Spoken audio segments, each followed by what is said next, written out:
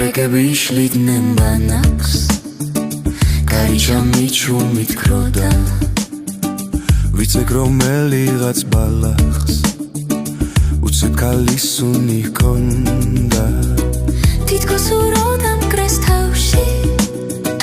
თითქოს პაპა ჩემი ცხონდა